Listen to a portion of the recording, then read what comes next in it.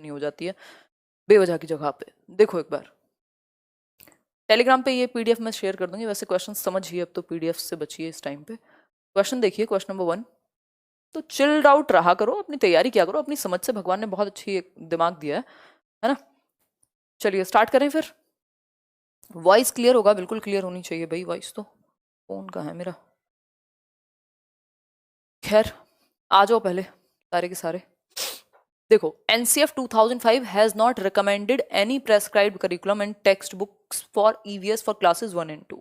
यानी NCF 2005 की यदि मैं बात करूं तो इसने कोई भी बुक जो है वो रिकमेंड नहीं की है, कोई भी करिकुलम या टेक्स्ट बुक रिकमेंड नहीं किए हैं क्लास 1 and 2 के लिए। The most appropriate reason for this, इसके पीछे मोस्ट अप्रोप्रिएट रीजन क्या हो सकता है? सिंपल बात है, अगर हम बात करें पहली और दूसरी कक्षा में EVS नहीं है NCERT की, या हम क्लासेस की बात करें तो ठीक है, ये बात हम सभी समझते हैं, इसमें कोई भी दिक्कत नहीं है, परेशानी होनी ही नहीं चाहिए। एक मिनट रुक जाओ, ठीक है, अब क्लियरली देख पाओगे।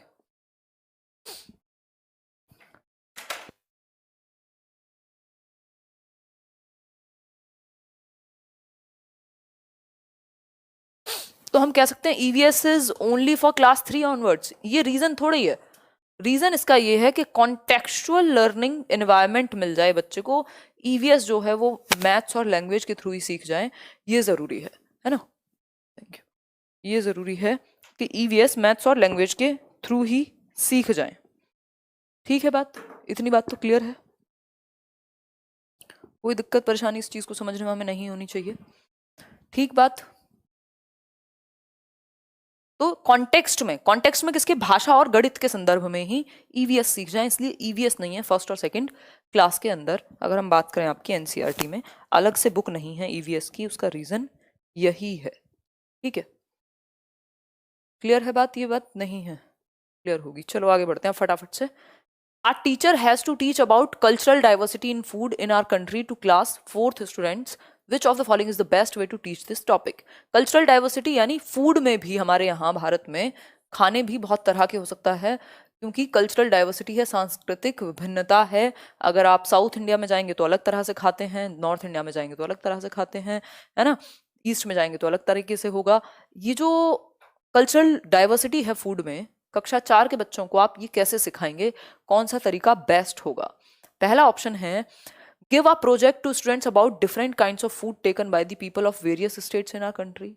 यानी आप प्रोजेक्ट दे देंगे बच्चों को, कितने, कक्षा 4 के बच्चों को आप प्रोजेक्ट्स दे देंगे, कमाल है यार। Ask students what they have eaten followed by a discussion. Ask students to collect information, या फिर शो फ्लैश कार्ड। सबसे ज्यादा अच्छा रहेगा जो उन्होंने डिस्कस किया है, मतलब खाया है, उसके बारे में आप डिस्कशन कर सकते हैं, बजाय कि इन्फॉर्मेशन कलेक्ट करने के। सबसे ज्यादा नियर या सबसे ज्यादा क्लोजेस्ट चीज वही है कि बच्चा जो खुद से उसने फील किया है डायरेक्टली आप उससे इन्वॉल्व, मतलब कनेक्ट कर दें उसको।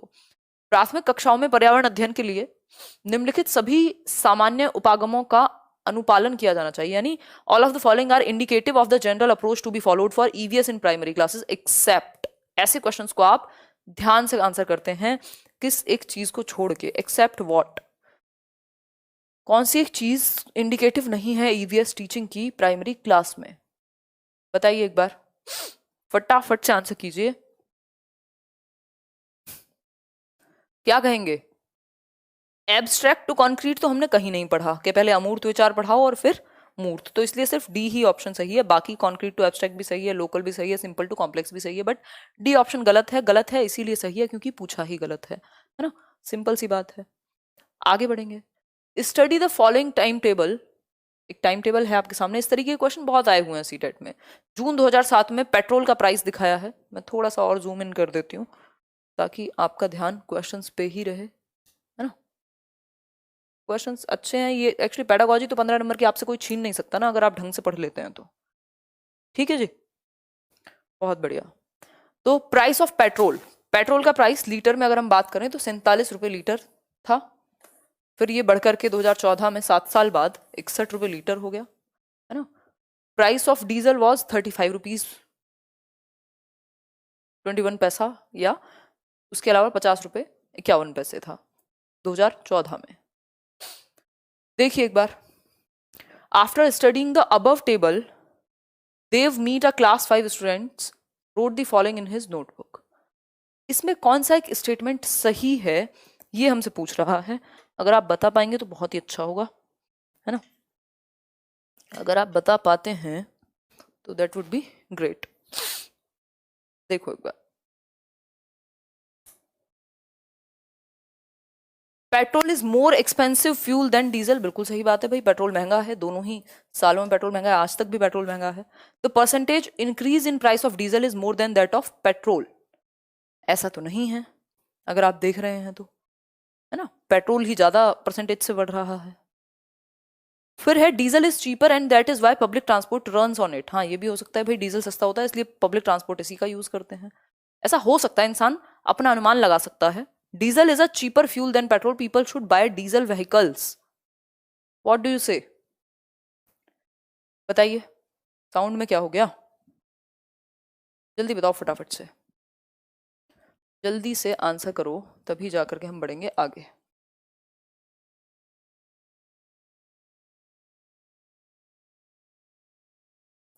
फोर्थ का सी कह रहे हैं आप लोग, ANCR ऑब्जर्वेशंस। नहीं नहीं नहीं, petrol is more expensive fuel than diesel, ये बिल्कुल फैक्ट कह सकते हो, अनुमान लगा सकते हो आप, ये देख करके निष्कर्ष निकाल सकते हो कि पहले भी महंगा था अभी भी महंगा है। तो परसेंटेज इंक्रीज ऐसा जरूरी नहीं है कि ज्यादा होगी परसेंटेज इंक्रीज डीजल में, तो फिर तो प्राइस ज्यादा बढ़ जाता उसका, तो ये तो है ही नहीं। तो ACD जो है कि चीपर होते हैं इसलिए हो सकता है पब्लिक ट्रांसपोर्ट इसका यूज करते हो, और दूसरा डीजल डीजल जो व्हीकल्स हैं वो चीपर फ्यूल यूज करते हैं। तो ये तीनों क्या हो सकती हैं, इन्फरेंस हो सकती हैं, यानी ये निष्कर्ष निकाले हो सकते हैं। जो एक व्यक्ति कोई भी इस डेटा को पढ़ करके जो निष्कर्ष निकालेगा वो ACD होगा। बी निष्कर्ष ही गलत है, ये हम कह सकते हैं, है ना। एक व्यक्ति का निष्कर्ष हो सकता है, ये कोई फैक्ट की बात नहीं हो रही है, ये आपके सामने है। तो ये निष्कर्ष है ACD। ऐसा नहीं है कि पेट्रोल की अपेक्षा डीजल के मूल्य में वृद्धि का प्रतिशत अधिक है, ये बात गलत होगी। इसको देख करके आप यही एक अंदाजा, यही एक निष्कर्ष निकाल पाएंगे। ठीक हो गई ये बात, आगे बढ़ेंगे। Mahika, a teacher of class 5, wants her students to observe the plants in the surroundings for meaningful learning. What should she encourage the children to? एक टीचर है कक्षा 5 की माहिका, वो ऑब्जर्व करती हैं अपने आसपास, बच्चों को वो ऑब्जर्व करते हुए देखना चाहती हैं प्लांट्स को अपने आसपास। ठीक है, मीनिंगफुल लर्निंग के लिए क्या जरूरी होगा इस केस में, ये पूछा है। बताइए फटाफट से, आंसर कीजिए थोड़ा सा, और तब आगे बढ़ेंगे हम लोग। जल्दी बताओ,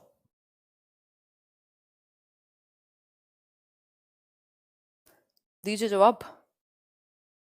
सी ऑप्शन, यानी observing the differences in their Heights. हाँ, प्लांट्स की हाइट्स में ऑब्जर्व करें डिफरेंस, उनकी पत्तियों में, स्मेल में, और प्लेस ऑफ ग्रोइंग, कहाँ कहाँ कौन कौन से प्लांट्स ग्रो होते हैं, क्योंकि सारे प्लांट्स तो हर जगह ग्रो नहीं होते। अगर वो ऑब्जर्व करेंगे तो ये वो जान जाएंगे। अगर 2-4 जगह घूमेंगे या उनको दिखाया जाएगा कुछ भी चीज़ों के थ्रू, तो they will get to know this. ठीक है, बताइए एक बार।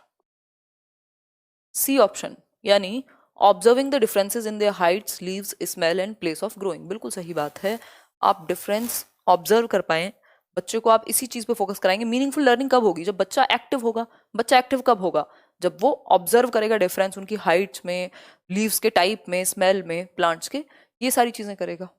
ठीक, बजाय कि सिर्फ वो प्लांट्स को अप्रिशिएट करता रहे, उनके नाम लिखता रहे, इन सबसे ज्यादा एक्टिव बच्चा सी ऑप्शन में है। Which of the following should not be an appropriate indicator for assessment in primary at, मतलब EVS में आकलन के लिए कौन सी एक चीज अप्रोप्रिएट नहीं होगी, ये हमसे पूछा है। देख लीजिए एक बार, क्वेश्चनिंग है concern for justice and equality, cooperation या रिमेम्बरिंग। बताइए, जल्दी से बता दीजिए, आंसर कीजिए फटाफट से। डी ऑप्शन, सिक्स्थ का डी, यानी रिमेम्बरिंग कह सकते हैं हम, बिल्कुल। सिर्फ याद रखना तो मुख्य उद्देश्य नहीं होगा EVS पढ़ाने का, सिखाने का। नेक्स्ट देखिए, your principal asks you to take class 5 students on an educational visit. भाई आपके प्रिंसिपल ने, आप एक टीचर हैं और आपके प्रिंसिपल ने कहा है कि भाई कक्षा 5 को ना एक ट्रिप पे या एक फील्ड ट्रिप पर ले जाओ, एजुकेशनल विजिट पे ले जाओ, कहीं साइंस म्यूजियम वगैरह या जहां मन करे। What would you indicate while planning, आप प्लान कर रहे हैं जब एक्टिविटी को, तो क्या करें, ये बताइए। प्लान कर रहे हैं जब आप एक्टिविटी को, तो क्या करें, ये बताइए।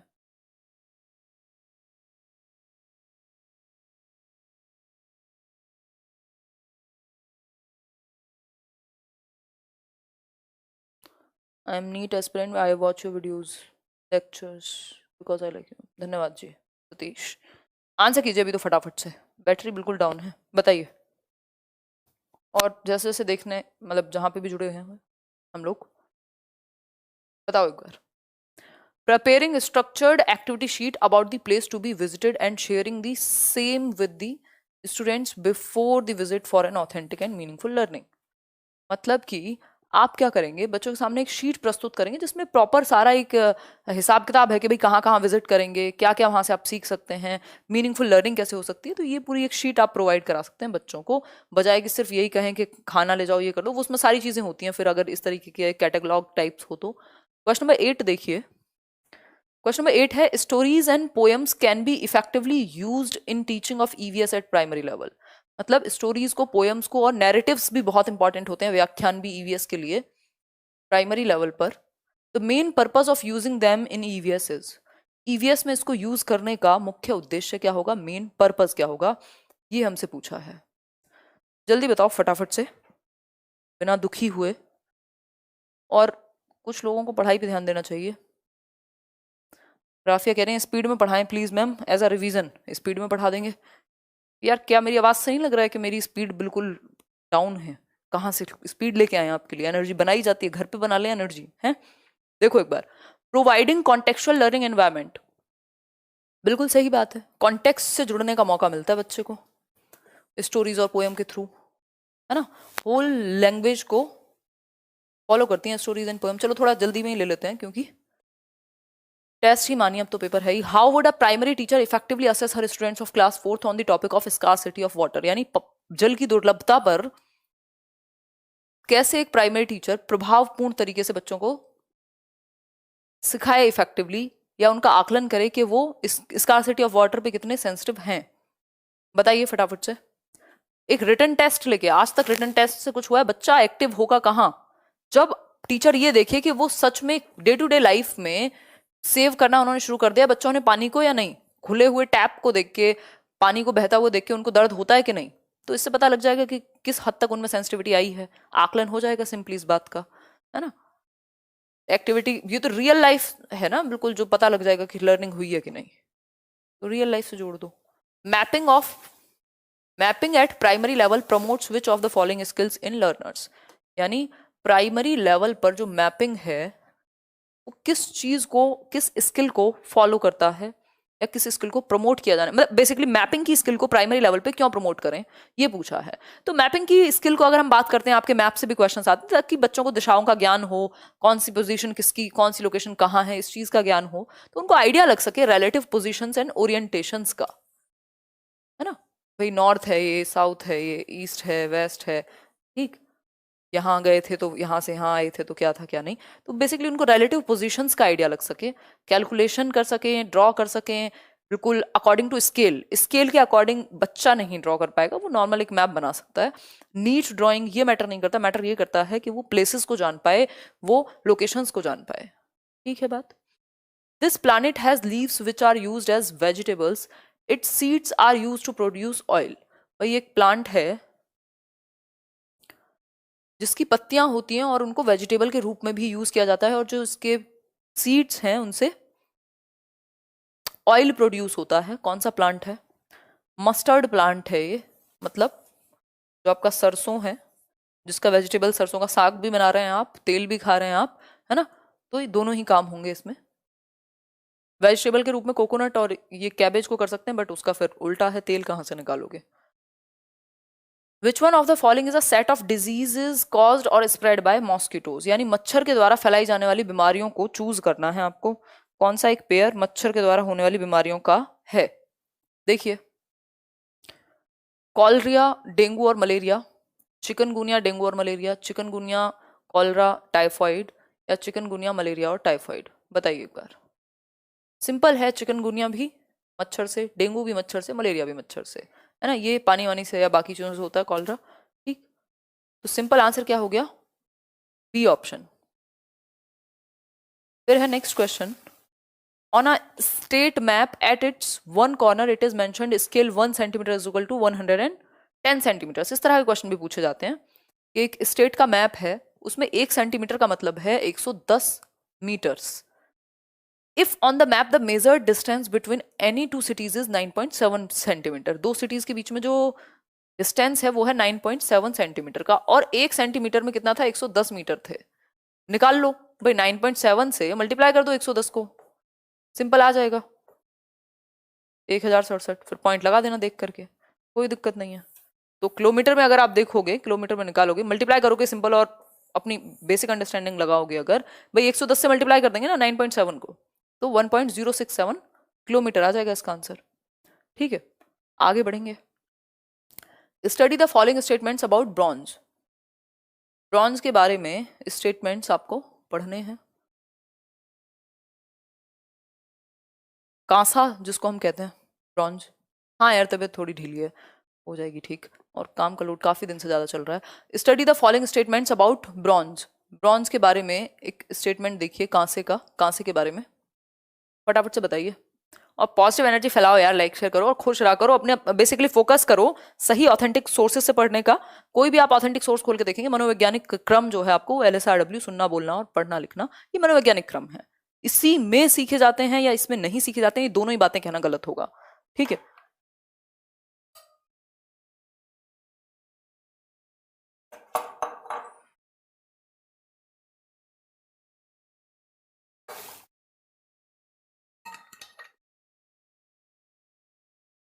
फालतू की जगह पे टाइम वेस्ट करते रहते हो, फिर दुखी होते हो।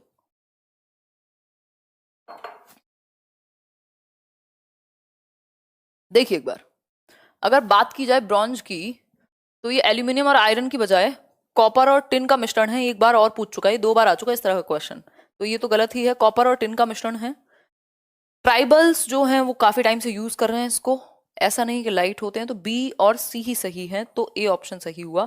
देखो कुछ क्वेश्चन कॉमन सेंस पे बेस्ड आते ही हैं पेपर में, उसमें आपको कॉमन सेंस लगाना ही होता है रटने की बजाय। फिर देखिए, which of the following is or are tools and techniques of assessment in EVS at primary level. EVS में कौन से आकलन के टेक्निक्स, तकनीकें हो सकती हैं, ये पूछा है।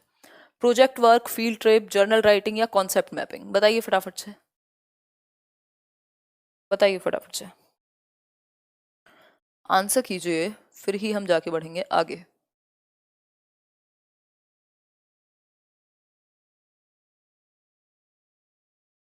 सिक्स्थ में कंफ्यूजन है नमन को, अभी समझा देंगे सिक्स्थ भी।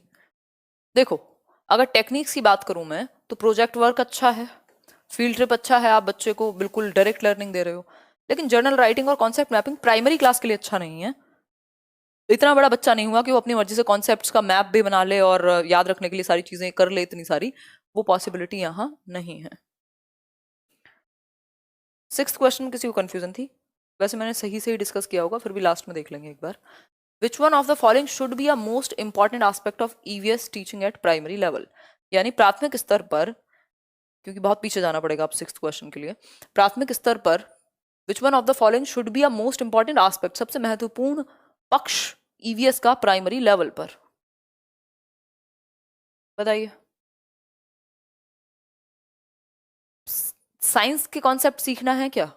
नहीं, सबसे ज्यादा जरूरी है बच्चे को आप नेचुरल रियल लाइफ से जोड़ पाएं, सोशल, समाज और कल्चर का जो एनवायरनमेंट है नेचुरल, उससे जोड़ पाएं, क्योंकि at the end of the day उसको किताबों में नहीं समाज में रहना होगा, है ना। तो सी ऑप्शन होगा इसका सिंपल, सही, सुंदर, सस्ता, सरल, टिकाऊ आंसर। आगे बढ़ेंगे, question number 17। Teaching of EVS should encourage process skills which are the core of inquiry based hands on learning. Which one of the following is not such a skill. Process skills मैंने अभी EVS की marathon कराई थी उस दिन, तो 6 process skills कर रहे थे हम, चाहे वो ऑब्जर्वेशन हो, इन्फरिंग हो, मेजरमेंट हो, आपका क्लासिफाइंग हो, ऑर्गेनाइजेशन हो, प्रिडिक्टिंग हो, ये सब हमने किया था। बट वहां पर कहीं भी डिटर्मिनेशन हमें नहीं मिला था। डिटर्मिनेशन कोई भी प्रोसेस स्किल्स नहीं है। प्रोसेस स्किल्स वो होती हैं ईवीएस में जो हमें मदद करती हैं बच्चे को उसकी समझ बनाने में। ठीक है बात, आगे बढ़ेंगे। Study the following statements about the झूम फार्मिंग प्रैक्टिस्ड इन मिजोरम, यानी कि हमें एक स्टेटमेंट को पढ़ना है जो बात करता है किसके बारे में, झूम फार्मिंग के बारे में। और झूम फार्मिंग पे बहुत बार क्वेश्चन आया, मिजोरम में ये की जाती है। 2 चीजें तो आपको यहीं देखने को मिल गई। पहला ऑप्शन कहता है after cutting one crop the land is left as it is for some years. बिल्कुल सही बात है, झूम फार्मिंग में यही होता है, एक फसल काटने के बाद कुछ साल तक जो आपकी जमीन है उसको ऐसे ही छोड़ दिया जाता है। द बैम्बू और weeds which grow on that land are cut and burn. बिल्कुल उनको कट करके और जला दिया जाता है बजाय कि उखाड़ने के, तो पुल्ड आउट नहीं होते, कट किए जाते हैं वहीं पे। The land is deeply ploughed. बिल्कुल भी नहीं, प्लव तो करते ही नहीं है, डग अप करते हैं, हल्का सा खोदते हैं, जोतते नहीं है, ठीक है। फिर है इन वन फार्म 3 और 4 different types of crops are grown. हाँ कह सकते हैं, है ना। तो A B D, chemical fertilizers use नहीं करते, ये फर्टिलाइजर का ही काम करेगी जो ऐश है आपकी, तो हम कहेंगे ए बी और डी सही आंसर है, यानी फर्स्ट जो ऑप्शन है वही सही है, ठीक है, वही सही है। इसमें भी कई लोग गलतियां कर रहे हैं ना, कर रहे हो या नहीं कर रहे हो?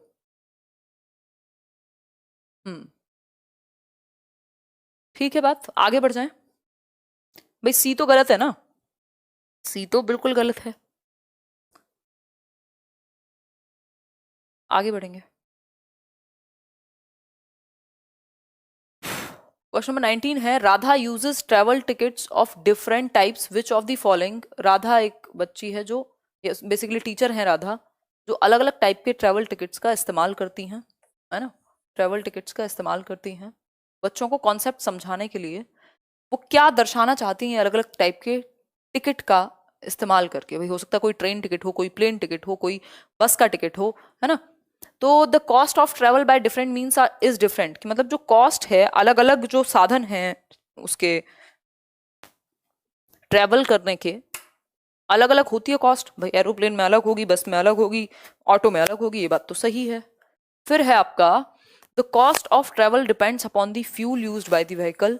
जो कॉस्ट है किसकी ट्रेवल की वो डिपेंड करती है फ्यूल क्या यूज हुआ है ट्रेवल करने में। फिर है ये हमें कौन बताता है कौन सा फ्यूल जो है यूज हुआ है। फिर है we need tickets to travel by public transport from one place to another, ठीक है। रिजर्वेशन प्रोसेस जरूरी थोड़ी है कि सिर्फ ट्रेन की बात तो हो नहीं रही है, ठीक है।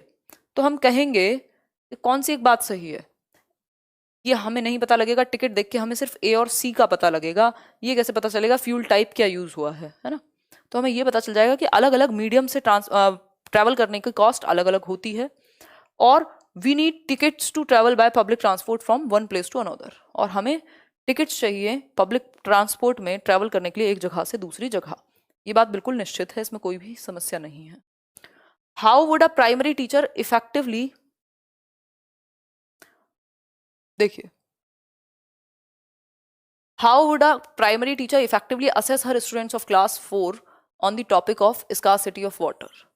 यानी कक्षा 4 का जो टीचर है वो एक टॉपिक है जल का अभाव, है ना, इसको बेहतर तरीके से आकलन के लिए क्या करेगा, ये तो हम डिस्कस कर चुके हैं, ये रिपीट हुआ है। भाई सिंपल है, आपको पता चल जाएगा कि बच्चे इसको समझते हैं कि पानी जो है बहुत दुर्लभ रिसोर्स है, तो वो उनकी डेली लाइफ में उस चीज को इस्तेमाल कर पा रहे हैं या नहीं, सिर्फ किताबों में पढ़ के जा रहे हैं और कह रहे हैं हाँ वहां पानी को सेव करो, सेव वाटर, और घर में देखें तो पानी बहा ही पड़े हैं। तो वो daily day to day life में देख के आपको पता लगेगा कि वो कैसे यूज करते हैं, तो उनसे पूछ सकते हो, मतलब देख के जरूरी नहीं आप घर ही जाएंगे, उनसे पूछ सकते हो कि कैसे वो बचाते हैं पानी डे टू डे लाइफ में, है ना। इफ वी ऑब्जर्व बर्ड्स, यदि हम बर्ड्स को ऑब्जर्व करें, अवलोकन करें उनका, we find that most of the birds often move their neck, it is because, हमें पता लगता है कि वो इधर उधर अपनी गर्दन करते रहते हैं, आपने भी कभी देखा होगा बर्ड्स को। इसका रीजन क्या है, हमने एनसीईआरटी में पढ़ा हुआ है कि बर्ड्स क्या क्या करती हैं, बहुत सारी चीजें पढ़ी हैं, खुद पहले आंसर करो। सिंपल बात है, जो बर्ड्स की ज्यादातर बर्ड्स में जो आईज हैं वो फिक्स्ड होती हैं, उनकी आंखें फिक्स्ड होती हैं, तो उनको इधर उधर देखने के लिए पूरी गर्दन को इधर उधर करना होता है, क्योंकि आईज मूव नहीं करती, वो अपनी जगह फिक्स्ड हैं। जैसे हम ऐसे आगे इधर उधर देख सकते हैं, वो एक ही मतलब सीधे ही देखेंगे डायरेक्शन में, ऐसा नहीं है कि वो मूव कर देंगी। तो इसलिए जो बर्ड्स हैं वो अपनी गर्दन को इधर उधर करते रहते हैं। मैना झटके से आगे पीछे करती है, आउल बहुत हद तक पीछे घुमा सकता है। बर्ड्स की आंखें फिक्स्ड होती हैं, जब वो सामने देखते हैं तो सीधे, जब वो देखते हैं तो दोनों आंखें एक ही ऑब्जेक्ट पे फोकस करती हैं, और 8 मतलब काफी दूरी तक वो देख लेते हैं। जो बर्ड्स एंड एनिमल्स रात को जागते हैं वो सिर्फ ब्लैक एंड व्हाइट में देखते हैं, जो दिन में जागते हैं उनको कुछ कलर नजर आता है। ये छोटी छोटी बातें हैं। Reena loves mangoes, she wants to preserve these for winters. Which one of the following is a good way of preserving them, यानी मैंगोज हमने प्रिजर्विंग वाली टेक्निक्स पढ़ी थी ना, प्रिजर्विंग वाली टेक्निक्स पढ़ी थी, देखिए एक बार।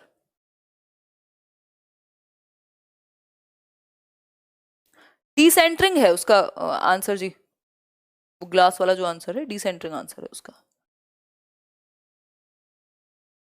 और सिंपल है, मतलब जहां आपको ट्रस्ट फील हो चुपचाप से अपनी तैयारी करो और निकालो पेपर, बहुत ज्यादा इधर उधर की पॉलिटिक्स में पढ़ने से कुछ फायदा आपका नहीं है उसमें।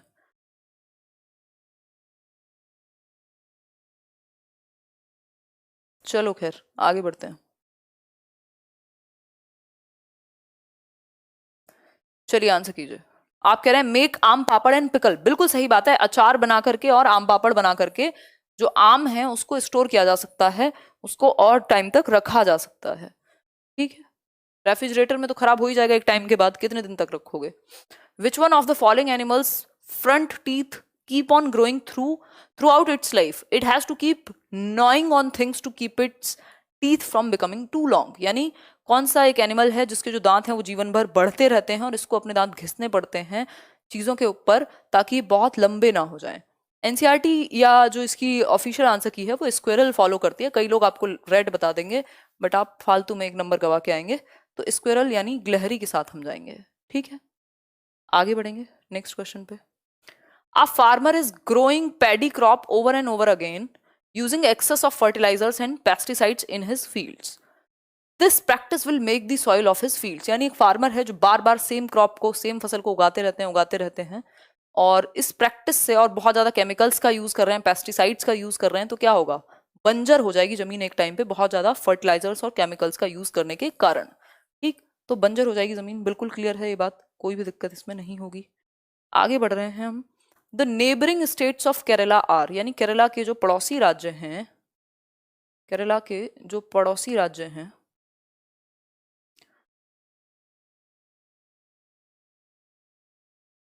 देखिए एक बार, पड़ोसी राज्य केरला के कौन से हो सकते हैं, कर्नाटक और तमिलनाडु, बिल्कुल सिंपल बात है।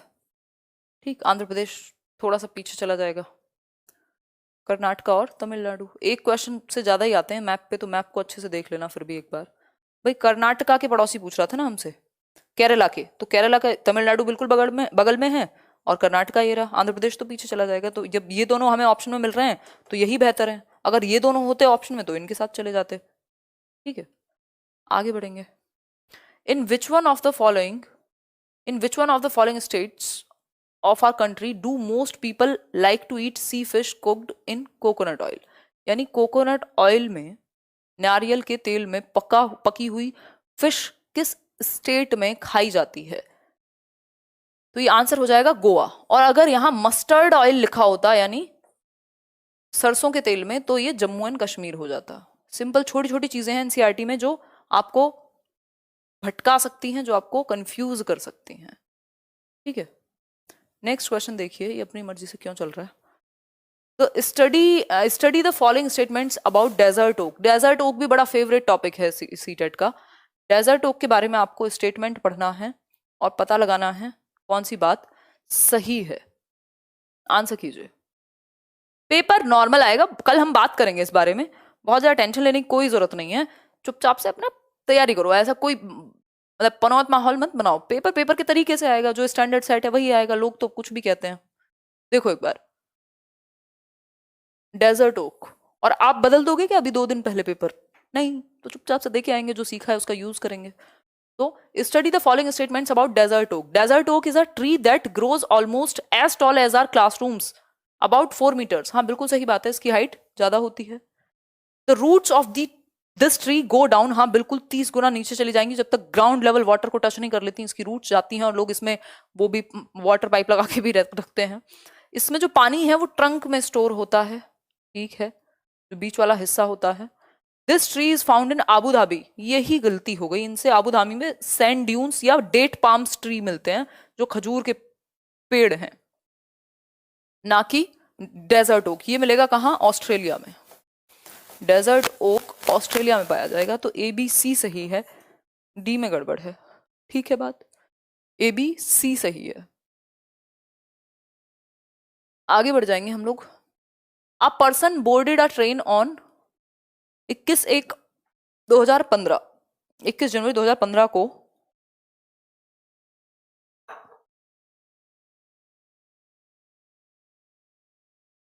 ट्रेन ली किसी ने 7:45 से। ये ट्रेन का टाइम आपको 24 आवर फॉर्मेट आना चाहिए कि 21 बज के इतने मिनट, तो आपको पता हो कि भैया 9 बज के इतने मिनट की बात हो रही है। 21 का मतलब 12 से आगे काउंट कर लेना, 21 तक पता लग जाएगा कितने घंटे हुए हैं। ठीक है,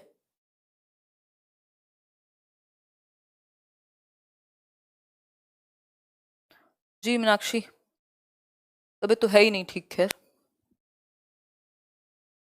बताइए फटाफट से,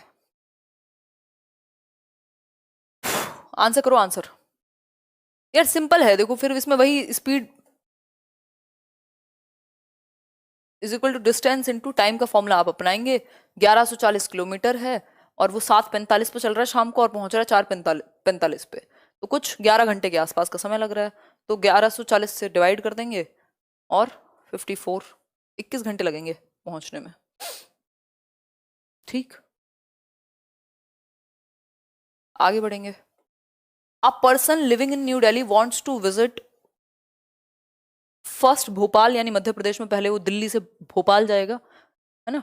दिल्ली है यहाँ कहीं मान लेते हैं, और मध्य प्रदेश नीचे ही होगा, यानी साउथ में जाएगा पहले, और फिर यहाँ से रांची झारखंड जो कहीं इधर होगा, है ना। तो directions of his journey will be first towards. बताइए पहले कहाँ जाएगा, वो किस साइड में जाएगा, डायरेक्शन क्या होगी। तो हम कह सकते हैं साउथ में तो उसको जाना ही है, तो ईस्ट वाला और वेस्ट वाला ऑप्शन तो हटा देते हैं। फिर ईस्ट में जाएगा या वेस्ट में, इधर की तरफ थोड़ी है भाई, जो आपका झारखंड है वो इधर थोड़ी है, ईस्ट वेस्ट में थोड़ी है, इधर है ईस्ट की तरफ। तो बी ऑप्शन सही है, सिंपल आंसर है। आगे बढ़ेंगे, इसको बिल्कुल टेस्ट की तरह लीजिएगा। देखो यहाँ पे है ना, एक व्यक्ति है जो दिल्ली में है, ये रहा दिल्ली, ठीक। यहाँ से उसको कहाँ जाना है, मध्य प्रदेश। मध्य प्रदेश जाने के लिए उसको नीचे आना पड़ेगा साउथ में। अब यहाँ से उसको जाना था कहाँ, झारखंड, तो ईस्ट में जाना पड़ेगा। सिंपल है, बेसिक कॉन्सेप्ट हमें भूलने नहीं है। विच one of the following characteristics is shared by all the animals given below. कुछ एनिमल्स दिए हुए हैं जैसे लिजर्ड, छिपकली, स्पैरो, टर्टल, स्नेक, इनकी विशेषताएं पहचाननी है फटाफट से, जल्दी देखिए। जिनको बहुत ज्यादा समस्या हुआ करे वो देखो एक बार, दे आर पॉइजनस ऐसा थोड़ी है।